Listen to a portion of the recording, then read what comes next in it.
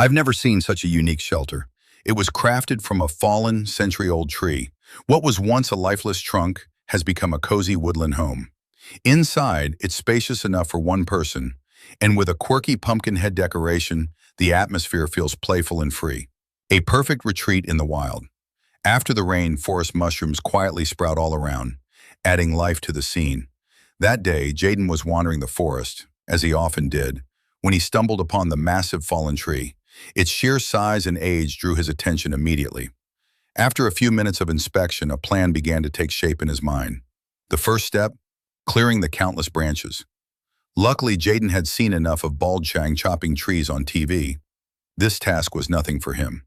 To prepare the trunk for construction, every branch from top to bottom had to be removed. He then pulled out his trusty axe and used his signature chaotic cloak swing technique to carve out a flat surface on the tree. After trying it out by lying on it, he nodded with satisfaction. With years of wilderness experience, Jayden knew exactly what to do next. He used a hand drill to precisely drill holes through the tree, ensuring the top and bottom holes had less than a 10-centimeter deviation. He then gathered flexible tree branches nearby. Though slightly bent and rough-looking, their flexibility made them perfect for the job.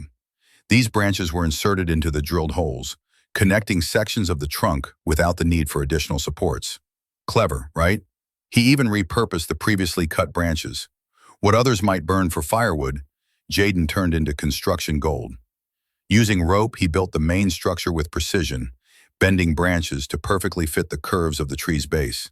The other side was constructed with the same method. Within just a couple of hours, the basic framework stood tall, oddly reminding me of Lin Zhengying's classic silhouette. Anyone else feel that? But the work wasn't done yet. Jayden began sawing off the extra branches to neaten the appearance. It started to look more and more like a proper woodland house. Now, onto the face of the structure, he created a round frame above the entrance using more wooden sticks, instantly elevating the shelter's appearance. For the gate, Jayden opted for a circular design to match the frame. He gathered leftover sticks, arranged them tightly, and trimmed the awkward ones until everything fit snugly. Once the structure was complete, it was time for details. He ventured into a nearby muddy area covered in fallen leaves, a natural goldmine for clay.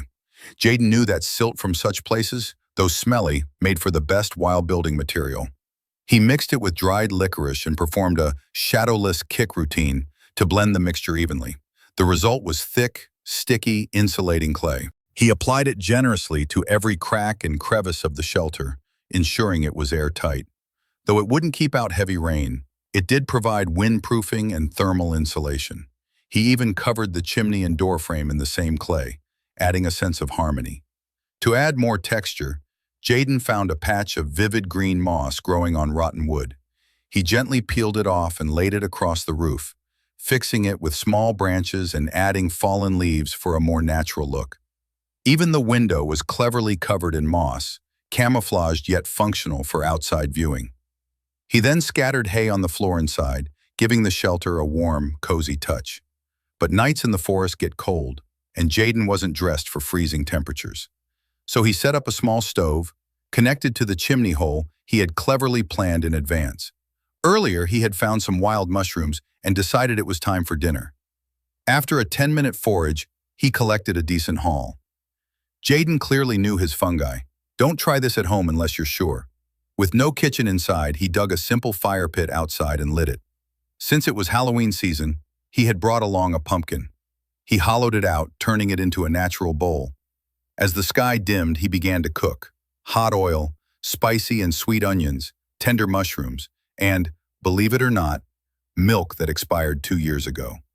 He tossed in some strong-smelling spices, stirred it all together, then poured it into the pumpkin. Wrapped in foil and placed over charcoal, it roasted to perfection. After his unique dinner, Jayden made pine needle tea, refreshing and fragrant. While it steeped, he carved another pumpkin into a glowing lantern.